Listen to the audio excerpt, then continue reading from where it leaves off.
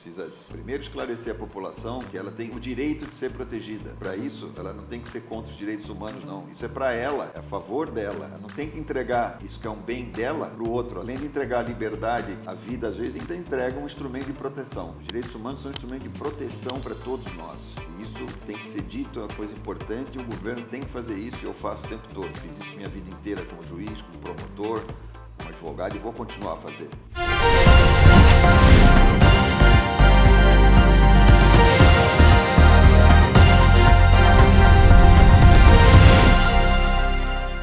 Sejam muito bem-vindos a mais um episódio do nosso canal Os Prefeitos, em que hoje a gente está aqui no Fomenta 2024, no município de Água de São Pedro, e vamos ter a satisfação de conversar com o secretário de Justiça e Cidadania do Estado de São Paulo, Dr. Fábio Prieto.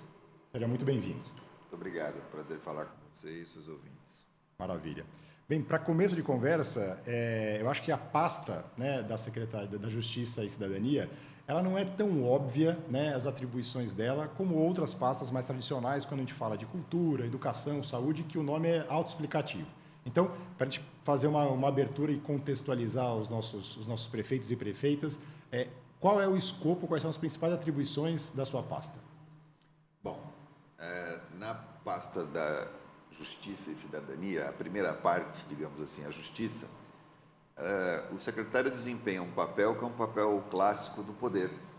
Ele é um representante do discurso jurídico que sustenta as políticas do governo. Ele faz um trabalho institucional, digamos assim, de alta política. O Brasil perdeu um pouco disso, está perdendo, mas é importante que a gente retome isso, como tem em todos os países, e teve no Brasil aqui também. A gente faz um discurso de legitimação das políticas públicas do governo do Estado. Então, eu estou sempre interagindo com as instituições do sistema de justiça, o Tribunal de Justiça, o Ministério Público, a Defensoria Pública, até com as polícias, enfim, e com todo mundo que se relaciona com esses temas. Meu papel é defender, do ponto de vista da legitimidade jurídica, as políticas do governo. Isso é um ponto, digamos, um papel clássico do Ministério da Justiça, da Secretaria de Justiça. Os outros papéis dizem mais respeito à cidadania. Então, aí você tem todos os conselhos, temos os conselhos das populações indígenas, temos das populações negras, a diversidade, enfim, uma série de equipamentos lá que a gente procura impulsionar e melhorar a vida dos cidadãos relacionados com essas temáticas. Também temos 4 entidades que a gente chama de entidades vinculadas, que são o PROCON, que defende o consumidor, temos a Fundação Casa, que trata dos menores infratores. Temos o Instituto de Medicina Social, que faz os laudos para as ações de paternidade, ações para o sistema penitenciário, para as pessoas que não podem pagar. E temos o IPEM, que é o Instituto de Pesos e Medidas, que ele atua para melhorar o processo industrial, fiscalizando o processo industrial, produzir coisas melhores e ajudar a indústria também a melhorar o seu desempenho. Então, o que se diz mais ou menos da Secretaria de Justiça é o que se diz lá do Ministério da Justiça em Brasília, que a gente atua da taba à toga.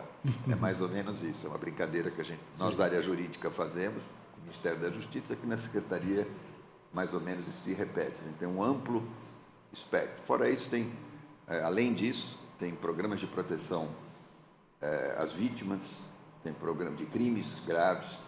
Nós temos programas de proteção às crianças que são vítimas de crimes muito graves. Nós protegemos pessoas, como você vê nos filmes por aí, acolhendo, quase que tirando a identidade das pessoas para que elas tenham a vida preservada quando elas têm contato com organizações criminosas extremamente violentas, como nós temos hoje no Brasil. É um programa muito importante, ou mais de um, que nós temos tanto para adultos como para crianças.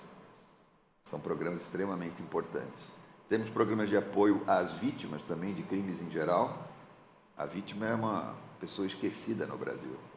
Eu acho que depois de 44 anos como advogado, como magistrado, muitos anos, e promotor de justiça, lamento te dizer isso. A vítima no Brasil é esquecida. E eu sempre, nas minhas atividades todas, sempre falei da vítima. vamos conversar até um pouco sobre isso. Precisamos enfatizar a defesa da vítima no Brasil. Ela existe, sofre e paga um preço muito alto pela criminalidade que a gente tem no Brasil. Legal. Secretário, acho que especialmente falando do primeiro papel aqui da Justiça, não tenho dúvida que a sua atuação, tanto no Ministério Público quanto na advocacia, na magistratura, facilita muito essa interlocução. Até porque são 3 classes, digamos assim, de profissionais, classes muito fortes, muito estruturadas e que precisam ter canais de convergência, Obviamente, existem interesses e até entendimentos contrários em cada uma dessas carreiras, mas em prol de um poder judiciário efetivo, é importante que essas carreiras consigam achar pautas convergentes e trabalhar de maneira colaborativa para poder fazer esse serviço chegar na ponta para o cidadão de uma maneira mais interessante, Sim. A gente atua muito junto a essas entidades, ou instituições, na verdade, porque elas têm um papel constitucional importante e a gente tem que estar atento para que elas funcionem bem. Então, por exemplo, no começo do governo, a gente teve a famosa lei das custas, o que você paga no fórum para ter as suas ações. Uhum. E foi feita uma campanha, a meu ver, com informações muito equivocadas contra o projeto de lei que estava na Assembleia.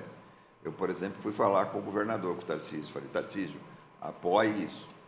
Você está lendo aí informações de que isso está encarecendo o processo, etc, etc. Isso não é verdade. Eu vou contar porque eu sei. Vou te dar, por exemplo, a minha experiência de advogado de grandes empresas, aí, bancos internacionais. Os relatórios que você manda para o exterior, quando está advogando para banco ou para grandes empresas, quase todos eles voltam com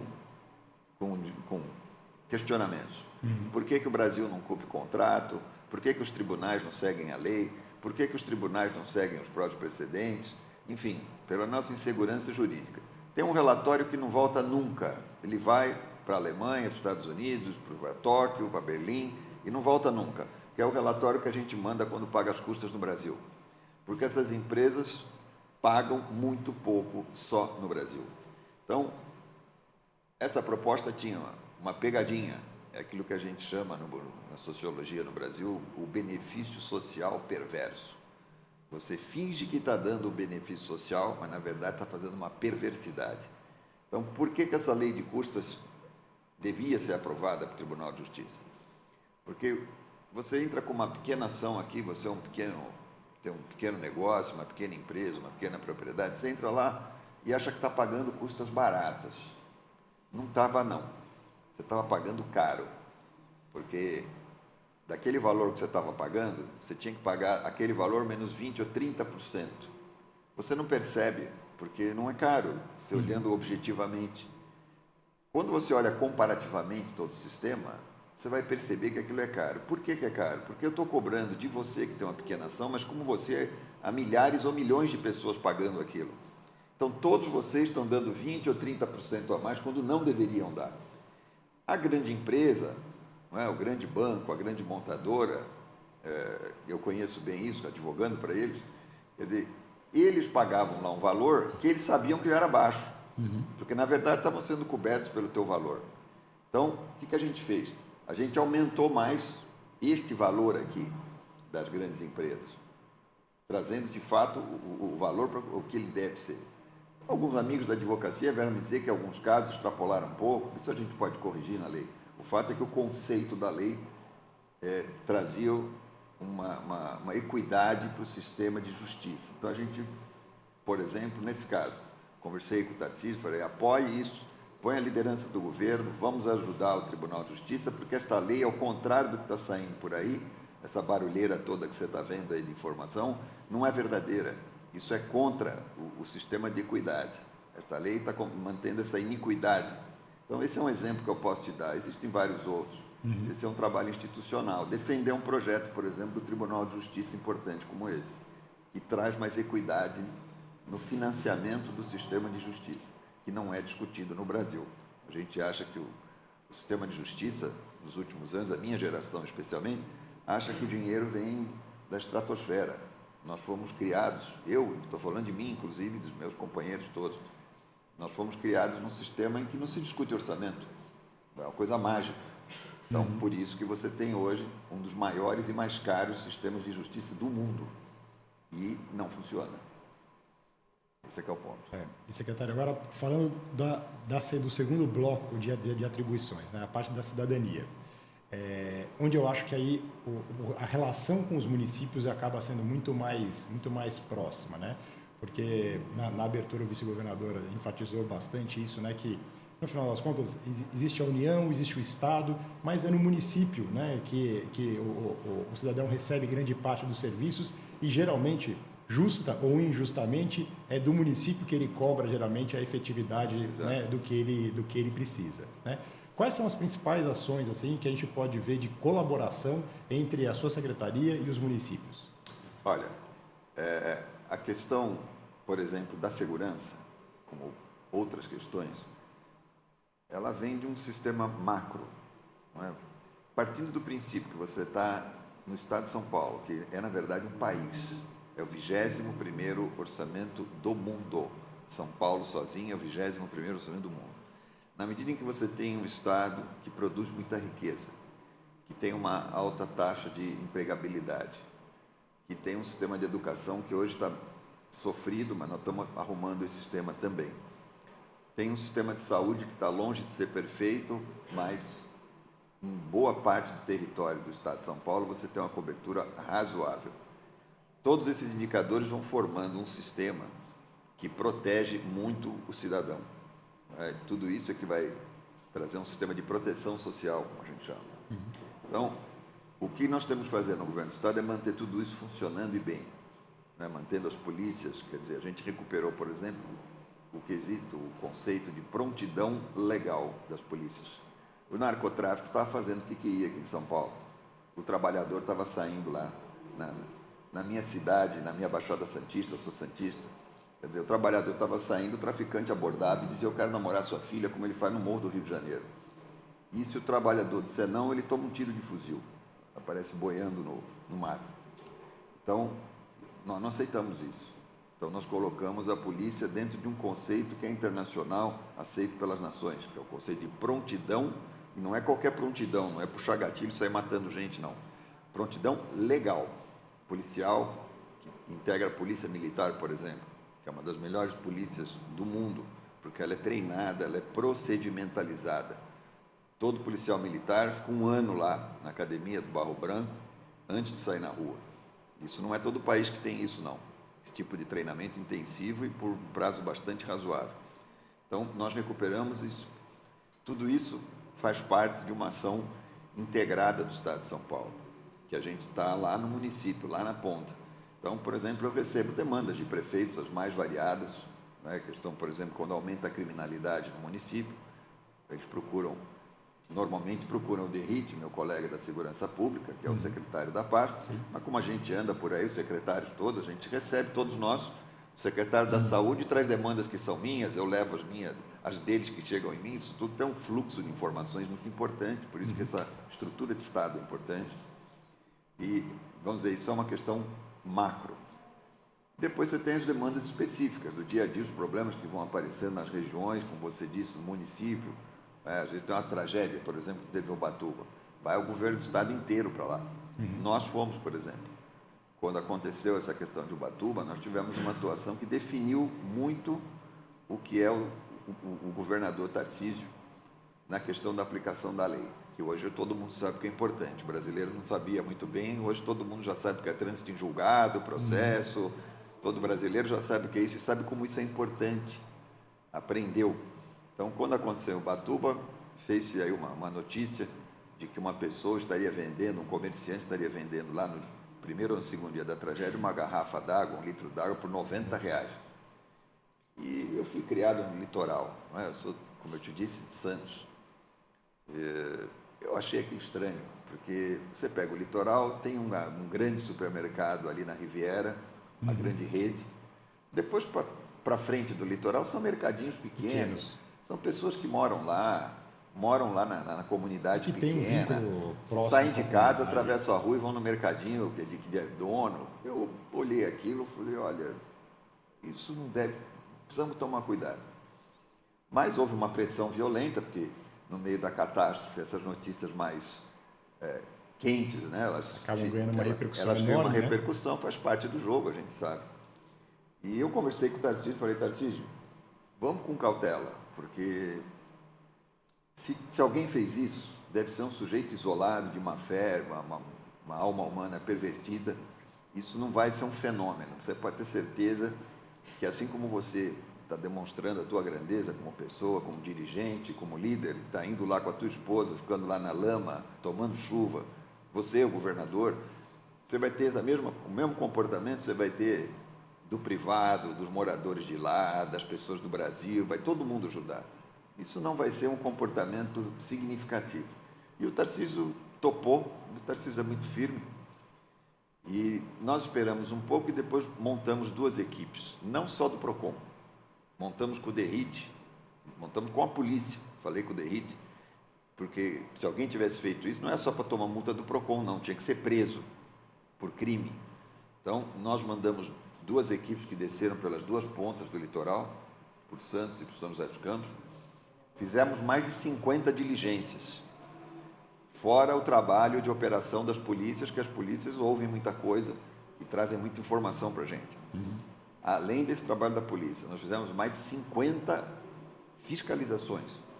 Não encontramos absolutamente nada, nenhuma infração. As pessoas foram solidárias. O governador foi solidário, a Cristiane, que é a mulher dele, foi solidário, os secretários, você, os teus ouvintes, as pessoas que moram lá, os brasileiros em geral mandaram um monte de doações. Quer dizer, todo mundo, o povo é bom.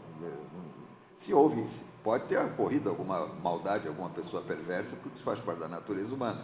Mas isso não tem um caráter de fenômeno coletivo. Então, esse é um exemplo importante de como a gente define uma política pública a partir de um evento simbólico como esse. Então, o PROCON, por exemplo, falando agora uma coisa específica do geral para o particular, você me perguntou. O PROCON, por exemplo, a gente mudou. Porque toda lei do consumidor no mundo, ou as melhores leis que tratam disso, elas têm 2 variáveis. Uma é a multa. Quem comete infração contra o consumidor tem que ser multado, ponto. É maior de idade, sabe o que está fazendo, tem que responder. Tem que tomar uma multa mesmo. Assumindo um risco econômico, né, em busca de um proveito econômico, é justo que ele sofra também para essa mesma via, né? Tem que ser multado, isso é indiscutível. Mas essas leis têm um caráter pedagógico, a gente chama. E por que elas têm? Porque você faz as leis de consumidor, essas leis vão afetar os big players, vai afetar os grandes bancos, as grandes montadoras, os grandes produtores industriais de bens. Esses grandes têm uma equipe de um monte de advogados, tem um monte de contadores, tem assessoria de imprensa, tem todo tipo de proteção, economistas que calculam lá o valor do produto, tudo que é agregado. Do médio para baixo, você não tem isso. Ele abre a portinha dele lá toda segunda-feira para ver o que vai acontecer. Então, essas leis, elas põem o que a gente chama de caráter pedagógico e criam uma obrigação para o regulador, que no caso aqui do Brasil é o PROCON, para ele ir até esse empresário e falar, olha, deixa eu te falar uma coisa, a lei diz isso, você tem que fazer assim, faz assado, senão você vai ser multado, você precisa cumprir isso aqui, porque ele não tem ninguém que faça isso por ele, e ele já tem uma atuação, uma atividade social, né? Ele é um político da economia, digamos assim, um produtor. Sim. Então, o próprio Estado, quando cria o regulador, ele cria na lei esse caráter pedagógico.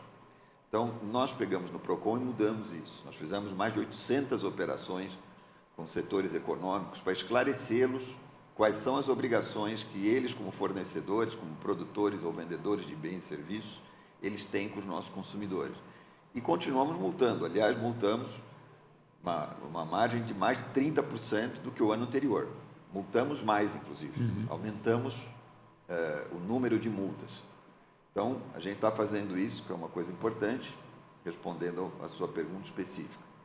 Outra coisa que a gente está fazendo bastante é falar muito sobre os direitos humanos. Os direitos humanos foram uma doutrina importantíssima, depois de 2 guerras mundiais, uma catástrofe humana sem precedentes, né? As pessoas se reuniram no mundo e falaram, olha, nós precisamos proteger aquilo que é essencial para nós. Proteger a religião, proteger a liberdade, proteger o direito de ir e vir, o direito de comércio, tudo aquilo que a gente já viu que é importante. Que foi profundamente ameaçado nas guerras. Que a guerra vem e destrói tudo isso. Né? A guerra destrói tudo. Destrói as igrejas, destrói as indústrias, destrói as famílias, destrói os valores. Então, o povo do mundo todo se reúne e define isso. É um momento lindo de recuperação da sociedade, da afirmação, digamos assim, do bem diante daquele mal terrível que foram os primeiros 50 anos do século passado.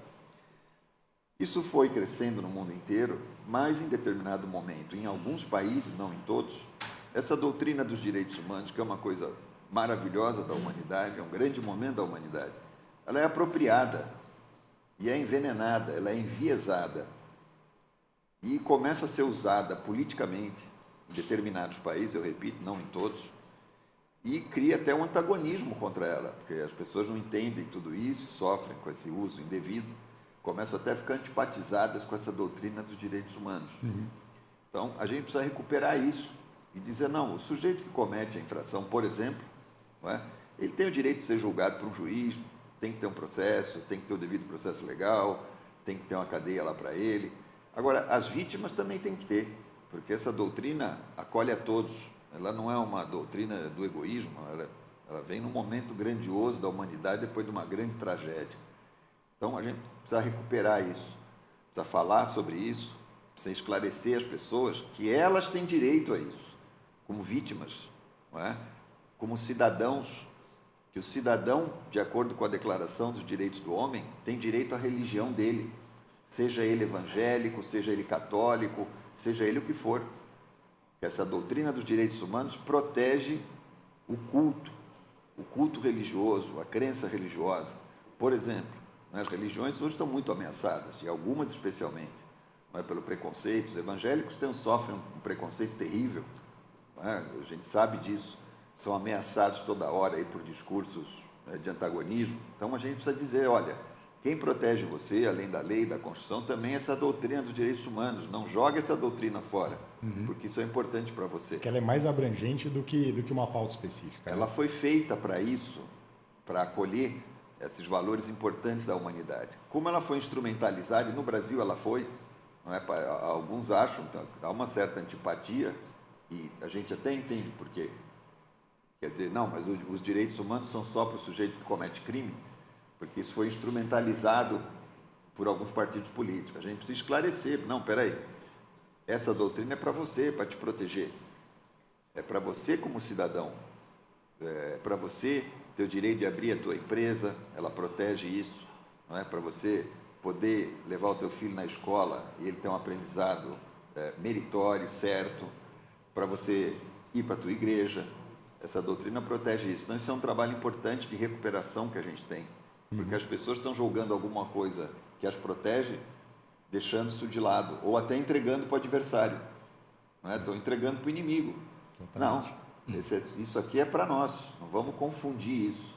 Você veja, eu quando era juiz do TRE, como representante, eu fui desembargador federal há muitos anos, e como desembargador federal fui designado para uma das cadeiras do Tribunal Eleitoral. Todo Tribunal Eleitoral tem 7 cadeiras, uma cadeira de juiz vem dos tribunais federais. Quando eu estava lá, eu vi que alguns partidos propuseram, junto com os procuradores do MP que estavam lá, não vou dizer o MP, mas vou dizer os procuradores que estavam lá, para separar um pouco, o voto do preso provisório. Então, o que acontece? Você tem um sujeito, ele dá 3 tiros num trabalhador, ou você tem lá uma determinada figura que estupra uma mulher. O estuprador, o assassino, é preso, não é? Preventivamente. Vamos supor que o trabalhador não morra depois de tomar 3 tiros, não é? Cometa essa façanha, e vá para um hospital, o que também não é tão comum, e fica atendido lá no hospital. E que a mulher que foi estuprada receba o atendimento correto, que muitas vezes nós não damos, e que ela vá no hospital receber apoio, tratamento no hospital, etc. por essa tese desses partidos e desses procuradores do Ministério Público, no dia da eleição, a Justiça Eleitoral leva a urna para o sujeito que é acusado do estupro ou do homicídio, mas não leva a urna no hospital. Então, eu não quis discutir se tinha que levar na prisão ou não, mas eu apresentei uma proposta que tem que levar a urna para as vítimas da criminalidade violenta no Brasil. E eu vou insistir nisso até o fim. E quando eu fui para o governo do Tarcísio, falei com o Tarcísio, Tarcísio, eu tinha essa proposta, posso apresentar esse nome do governo no TSE de novo? Ele falou, pode. Pode mandar no papel timbrado com o secretário de Justiça meu aqui, que eu concordo com você. E mandei lá para o TSE, está lá parado no TSE, vamos lá falar outra vez, vou insistir nisso.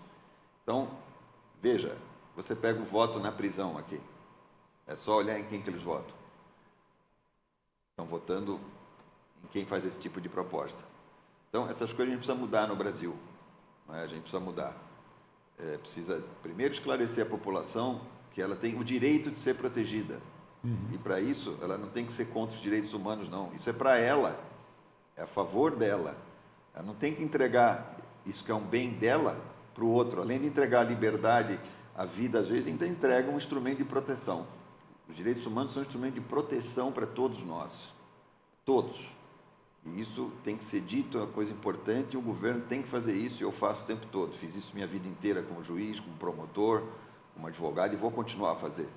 Porque isso é importante para a sociedade, especialmente a sociedade brasileira, não é? Que é maltratada, é ferida, e às vezes confunde, e é levada a confundir mesmo, não é porque é maldade, é porque é levada a confundir. Então, isso é uma coisa que a gente está fazendo, nós vamos insistir. Nós queremos o voto das vítimas dos crimes graves, não é? O sujeito ou a mulher estuprada, ou o sujeito que toma 3 tiros de um bandido e não morre, ele tem que ter o mesmo direito de votar. A Justiça Eleitoral tem que levar a urna, não é? Se esses procuradores do Ministério Público e alguns partidos aí da oposição querem que leve a urna nas prisões, nós não vamos nem discutir isso, mas nós vamos discutir sim. Queremos levar a urna para as vítimas da criminalidade violenta no Brasil. Isso é uma proposta que foi minha como magistrado, como eu te disse, quando juiz do Tribunal Eleitoral de São Paulo, e que o Tarcísio acolheu como governador, porque ele tem compromisso com isso, tem lucidez e também tem coragem para sustentar esse tipo de proposta. Porque hoje você sabe que a onda é para confundir o povo e legitimar essas políticas de violência. É só você olhar em quem se vota dentro das prisões. Não é difícil entender quem ganha a eleição lá e por que ganha. Entendi. Secretário, uma coisa que eu queria destacar na sua fala é assim, a gente percebe que, do ponto de vista da organização da sociedade, cada vez mais o brasileiro é levado a empreender, né? Seja por vocação, seja por necessidade, né? E aí, os números de empresas abertas na última década mostram uma tendência e isso tende a aumentar largamente. E aí eu percebo, acho, com muita felicidade, esse trabalho do PROCON de fazer esse trabalho pedagógico, que, de novo, a gente sempre imagina que o empresário é aquele sujeito rico, né, que já vai empreender rico e que já abre o seu comércio, a sua indústria, sabendo de tudo. Quando a gente sabe que, na verdade, no Brasil, o processo é muito diferente, né? Muitas vezes você é levado a empreender sem os recursos necessários, sem o conhecimento necessário e descobre as coisas no meio do caminho. E, eventualmente, pode cometer infrações, né, que sejam sujeitas a uma penalidade, alguma violação ao consumidor. Então, assim, eu vejo com muito bons olhos, né, essa iniciativa do PROCON de também atuar nessa via pedagógica para poder fazer com que todo esse ecossistema empreendedor ele se fortaleça, né, com o auxílio, inclusive, daqueles órgãos que vão, num primeiro momento, aconselhar e, num segundo momento, legitimamente fiscalizar e, eventualmente, penalizar, né? Você tem uma tradição no Brasil que é uma tradição burocrática. A gente foi criado dentro de uma tradição burocrática. Toda essa riqueza que você vê, por exemplo, no estado de São Paulo, é uma riqueza muito nova. A riqueza do Brasil é uma riqueza nova. Essa riqueza tem 100, 150 anos. O Brasil viveu 300 e tantos anos num sistema burocrático, contra a livre iniciativa, contra o empreendedorismo, a favor de todo mundo ser funcionário do Estado, funcionário público, da coroa, não é? Então, essa riqueza que é nova, ela está trazendo essa cultura nova também do empreendedorismo. As pessoas estão percebendo que o Brasil é uma coisa muito diferente no mundo. É um país que cresceu mais do que a China. Você pega o jornal, está todo dia hoje o jornal falando do crescimento da China. Pois bem, o Brasil cresceu mais do que a China nos últimos 50 anos. Nós somos o país que mais cresceu no mundo. As pessoas estão percebendo isso, estão entendendo isso. E quando entendem, o que elas fazem? Elas vão querer surfar a onda boa, não é? Sim. Vão querer o lugar ao sol. Qual é o lugar ao sol? É empreender. E a gente tem uma estrutura ainda muito viciada. Nós temos no governo, que eu quero fazer questão de falar, o AFIF. O AFIF é secretário do Tarcísio. O AFIF trouxe uma tese fundamental para o Brasil, e ele vai entrar para a história do país. Porque o AFIF colocou na legislação, na mente, aqui nesses encontros de prefeitos, uma coisa que ninguém falava no Brasil. Ele trouxe a ideia do micro, pequeno e médio empresário. E fez a lei, e foi atrás disso, na Constituição. Ele vai ser lembrado por isso. Nós não tínhamos uma lei que protegia. Veja, onde é que está o emprego, por exemplo, a base de empregos? A base de empregos está no micro, no pequeno e no médio. Eles são empregadores intensivos de mão de obra. Se o número que eu tenho na cabeça não é muito distorcido, cerca de 70% dos empregos do Brasil são gerados por esse grupo de empresas. Exato. Então, a gente não tinha uma lei para proteger esse tipo de investidor. E ainda estamos muito fracos nisso, temos que melhorar ainda. O micro, pequeno e médio empresário tem que ter proteção. Aqui, eu votei muitos anos vencido no tribunal e vejo vou te dizer com toda sinceridade, lamento muito a posição do judiciário brasileiro hoje, que é o grande inimigo das empresas no Brasil, é o judiciário. O judiciário brasileiro, ele mudou uma coisa fundamental para esse Brasil que dá certo. O primeiro dogma do capitalismo não é o lucro. A usina soviética lá no regime comunista, ela dava lucro. Lucro qualquer empresa dá em qualquer lugar do mundo, até no regime comunista. O primeiro dogma é a apropriação privada do lucro. É alguém poder fazer alguma coisa, aquilo dá lucro e ele poder se apropriar. E como é que se faz isso no mundo inteiro? Com a ficção da pessoa jurídica. Eu pego você, que é empresário, você não vai correr o risco pessoalmente, senão você não vai empreender, porque o risco é muito grande. O risco é muito maior em você dar errado que dar certo. Sim. Então, o que se criou? Você criou a pessoa jurídica, as empresas, que é uma ficção. Então, você põe teu capital aqui na empresa e vai correr o risco com ela, mas o que você ficou no teu patrimônio está lá, é teu. Então, o Banco Mundial tem um estudo sobre os países que mantêm uma proteção correta para essa equação da proteção da pessoa jurídica e da pessoa física no empreendedorismo. Você pega o gráfico, ele é absolutamente correto na expressão da proteção dessa separação e do desenvolvimento das sociedades. Ou seja, as sociedades mais prósperas, o que elas fizeram? Elas mantêm essa proteção quase que absoluta. Então, o que nós fizemos no Brasil nos últimos anos? Mudamos uma jurisprudência que vem desde o Império. Então, hoje, por exemplo, você abre uma empresa no Brasil. Você, ou porque os juros estão altos, ou porque você não tinha experiência, ou porque a economia chacoalha, as estatais comem nosso dinheiro, estão dando prejuízo bilionário de novo, você vai ter que pagar por isso, sem saber. Por 1000 fatores, você dá errado na tua empresa. Eu vou no teu patrimônio pessoal. O juiz vai lá e penhora o teu patrimônio pessoal, sem nenhum cuidado. Isso é um mal ao Brasil gigantesco. A gente precisa mudar isso rapidamente, porque isso está causando um mal ao Brasil terrível. Ninguém vai empreender no Brasil arriscando o seu patrimônio pessoal, como isso é assim no mundo inteiro. Sim. Então, a gente precisa entrar naquele gráficozinho lá do Banco Mundial, da garantia para o empreendedor aqui no Brasil, e aí vem muito da sua pergunta. O micro, pequeno e o médio, que correm um risco ainda maior, porque eles não têm a proteção deles, apesar das leis que o AFIF fez, ainda é uma proteção que não é suficiente. A gente precisa aumentar essa proteção para aumentar o empreendedorismo. E precisa pegar órgãos como o PROCON, e o diretor do PROCON e o secretário da Justiça não tem que fazer demagogia. Não é? Eu posso fazer demagogia, pegar o PROCON, dizer que eu multei, tá? A empresa ficar gritando na televisão, enganando o povo. Não se esqueça que nós temos outro lado dessa moeda. Qual é o outro lado? São as empresas grandes, Eu posso pegar um banco e ir para a televisão e enganar você. Eu dei uma multa milionária no Banco Itaú. O banco, em teoria econômica, existe em economia a teoria da dispersão do risco. Então, você pega uma pequena lojinha aqui de Águas de São Pedro. Se eu dou uma multa no empresário aqui, como ele tem uma operação muito limitada por muitas coisas, o banco cobra juros caros, ele não vende como um supermercado, faturamento é menor, ele tem que pagar os empregados, tem o risco da justiça hoje muito grande, ele tem uma margem de lucro muito pequenininha.